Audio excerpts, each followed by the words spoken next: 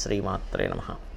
ప్రేక్షకులకి ఆ లలితాంబిక అమ్మవారి యొక్క అనుగ్రహం పరిపూర్ణంగా కలగాలని మనస్ఫూర్తిగా కోరుకుంటూ మనం ఈరోజు మార్చి ఫలితాలు ద్వాదశ రాశుల వారికి ఏ విధంగా ఉంది, ఏ విషయాల్లో జాగ్రత్త వహించాలి, ఏ విషయంలో కలసి రానుంది, ఏ పరిహార మార్గం చేసుకోవాలి అనేటువంటిది తెలుసుకుంటూ, అదేవిధంగా ఆఖరిలో అసలు జాతక చక్రమే లేని వారు ఏ పని అవ్వాలంటే ఏ దేవత ఆరాధన చేసుకోవాలనే విషయం కూడా నేను మీకు చెప్తాను. ఆఖరి వరకు వీడియో చూడండి. మకర లగ్నము, మకర రాశి. మకరం వారికి కనుక చూసుకున్నట్లే ఇంతకాలము కుజుడు మీకు రాశిలో ఉంటూ మరలా ఈ మార్చి మాసంలో 16వ తేదీ వరకు ఉంటాడు. ఈ 16వ తేదీ వరకు ఉండేటువంటి కుజుడు కొంతవరకు స్ట్రాంగ్, అంటే మీ శరీర సౌష్ఠాన్ని కానీ దీని అంతా పెంచుతూ ఉంటాడు. కాకపోతే ఈ మకర రాశిలో ఉండేటువంటి కుజుడు రెండవ స్థానంలో ఎప్పుడైతే శత్రుగ్రహమైనటువంటి శనితో వెళ్ళి కలుస్తూ ఉంటాడో, ఈ శనిగ్రహంతో వెళ్ళి కలవటము అనేటువంటిది ఏంటంటే కొంత ఈ కుటుంబ సంబంధించినటువంటి వ్యవహారాలు, ఈ కుటుంబ సంబంధించిన విషయాల్లో కొంతవరకు స్ట్రెస్ని చూపిస్తూ ఉన్నాడు. అదేవిధంగా మూడులో రాహు ఉండడం అనేటువంటిది ఏమిటంటే కొంతవరకు ఈ కమ్యూనికేషన్ రిలేటెడ్ సంబంధించినటువంటి అంశాల్లో చాలా బాగుందని చెప్పుకోవచ్చు. మరియు మరొక విషయం ఏంటంటే ఇక్కడ గమనించుకున్నట్లయితే ఇక్కడ ఈ గ్రహాల యొక్క స్థితి ఏదైతే ఉందో కొంతవరకు ధైర్యంగా అడుగు ముందుకు వేస్తుంటారు. కానీ కొంచెం ఈ ఫైనాన్షియల్ స్ట్రెస్ కానీ కుటుంబ సంబంధించిన విషయంలో ఈ స్ట్రెస్ కానీ తగ్గాలంటే కాస్త చండీ పారాయణం చేస్తూ ఉండండి, అన్ని విధాలా బాగుంటుంది. మరియు కొద్దిగా ఈ మాసంలో 16వ తేదీ తర్వాత ఏదైనా ప్రాపర్టీ తీసుకునే విషయంలోని, వాహనం తీసుకునే విషయంలోని కొంత జాగ్రత్త వహించండి. ఇక అదేవిధంగా చూసుకున్నట్లయితే మీకు ఈ యొక్క మాసము వివాహ నిర్ణయాలు తీసుకోవడానికి చాలా బాగుంది. కుటుంబ సభ్యుల్లో కొంతవరకు ఈ 6వ తేదీ తర్వాత కొంత ఫ్రెండ్స్ మూలంగా కుటుంబ సభ్యుల మధ్యన వచ్చేటువంటి చిన్న చిన్న డిస్టర్బెన్స్ కావచ్చు, లేకపోతే మీ యొక్క సంతానం కొన్ని విషయాల్లో మొండిగా ఉండడం వల్ల కొంత కుటుంబ సభ్యులతో చిన్న చిన్న డిస్టర్బెన్సెస్ రావడం కావచ్చు, ఇటువంటివి గోచరిస్తున్నాయి. ఎందుకంటే సర్వసాధారణంగా కూడా గోచారంలో పాపగ్రహాల యొక్క సంబంధం, పాపగ్రహాల యొక్క కలయిక ఎక్కువగా జరుగుతుంది. కాబట్టి ఈ యొక్క విషయాల్లో కొంత జాగ్రత్తగా ఉండాలి.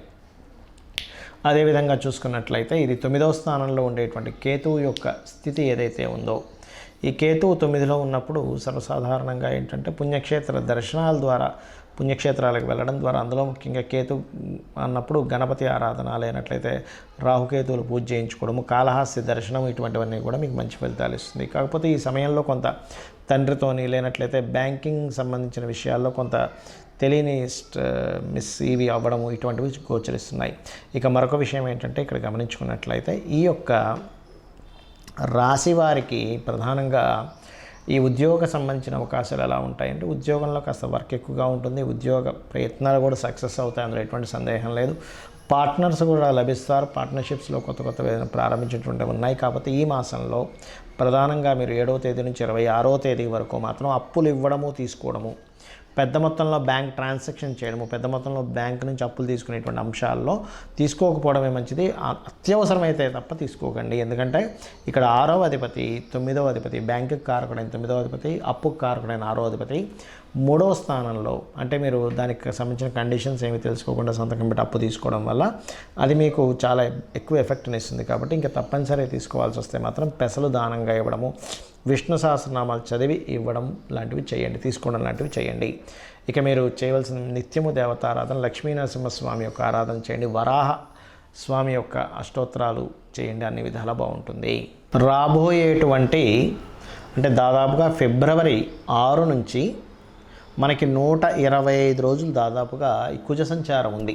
అంటే మకరంలోని, కుంభంలోని, మీనంలోని ఈ కుజ సంచారం ఏమిటి అంటే దేశవ్యాప్తంగా కానివ్వండి, మనుషుల మీద కానీ దీని ప్రభావం ఎలా ఉంటుంది ఇండివిజువల్ రాసుల మీద అంటే కొద్దిగా గొడవలకు దారితీయడము, ఒక డ్రాస్టిక్ చేంజెస్ని ఊహించని విధంగా కొన్ని జరగడం, అది సరిహద్దుల్లో కావచ్చు, అంటే మిలిటరీ సిబ్బంది మీద కావచ్చు, లేనట్లయితే ఎందుకంటే ఈ ఫిబ్రవరి 6 నుంచి స్టార్ట్ అయిన ఈ పరిణామాలు ఇట్లా ఇస్తూ ఉంటాయి. డిఫెన్స్ మీద కావచ్చు, పోలీస్ డిపార్ట్మెంట్ మీద కావచ్చు, అధికారుల మీద కావచ్చు, రాజుల మీద కావచ్చు. ఎందుకంటే మనకి ఈసారి సంక్రాంతి పురుషుడు కూడా ఏం చెప్తున్నా అంటే రాజులు యుద్ధ సంబంధమైనటువంటి వాతావరణాన్ని ఇస్తున్నాడు. అయితే మనందరం కూడా ఈ కుజ సంచారం ఫిబ్రవరి 6 నుంచి దాదాపుగా ఇది జూన్ 2వ తేదీ వరకు దీని ప్రభావం ఉంటుంది.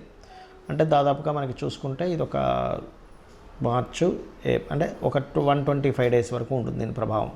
మరి ఈ సమయంలో అసలు అందరూ చేయవలసింది ఏమిటి అంటే, ఎక్కువగా గుర్తుపెట్టుకోండి, నవగ్రహాలలో శని భగవానుడు, రాహువు, కుజుడు, రవి, ఈ 4 గ్రహాలు గుర్తుపెట్టుకోండి. ఈ 4 గ్రహాల దగ్గర దీపారాధన చేయడం ఒకటి. రెండవది గణపతి తర్పణము, చండీ పారాయణము, ఇవి కంపల్సరీ చేస్తూ ఉండాలి ప్రతి ఒక్కరు కూడా.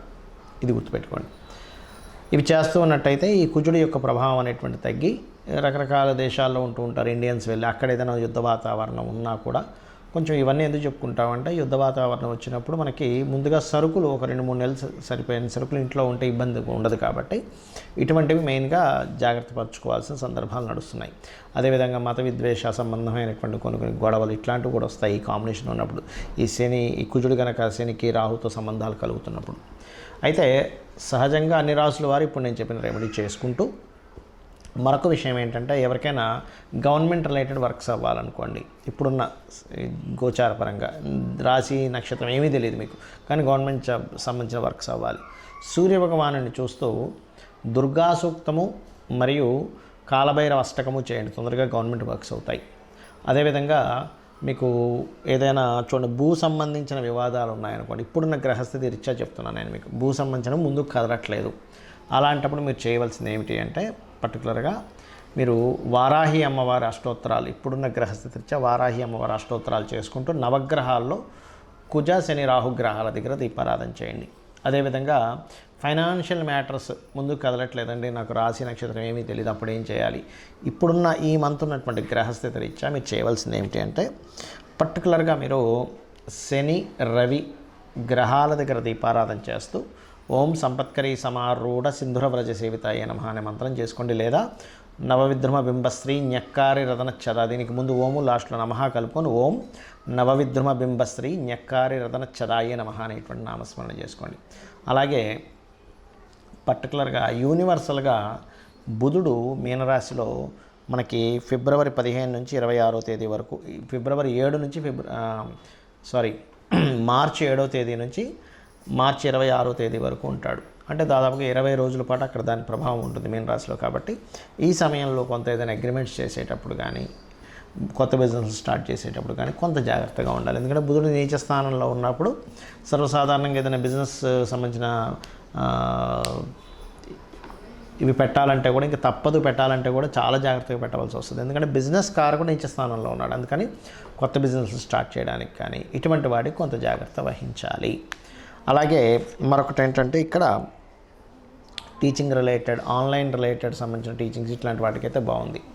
సో అందరికీ చూసుకున్నట్లయితే, అలాగే వివాహ సంబంధించినవి కుదరాలంటే కూడా ఇప్పుడున్న గ్రహస్థితి రీత్యా కాస్త మీరు లక్ష్మీ గణపతి ఆరాధన చేయడము, రావి చెట్టు చుట్టూ ప్రదక్షిణాలు చేయడము, కామేశబద్ధ మాంగళ్య సూత్ర శోభిత కందరాయ నమః అనే నామస్మరణ చేయడం, ముఖ్యంగా గణపతి ఆలయాలకు ఎక్కువగా వెళ్తున్నట్లయితే ఇప్పుడున్న గ్రహస్థితి రీత్యా తొందరగా మీకు వివాహ సంబంధించిన, ముఖ్యంగా మొదటి వారం మార్చి మాసంలో మొదటి వారం ఇది ఎక్కువగా చేయాలి. దాని తర్వాత కాస్త సూర్య భగవాను చూస్తూ లలిత చదువుకుంటే కూడా మీకు వివాహ సంబంధించిన కుదురుతాయి. ఇది అందరికీ జనరల్గా చెప్తున్నాను. శ్రీమాత్రే నమః.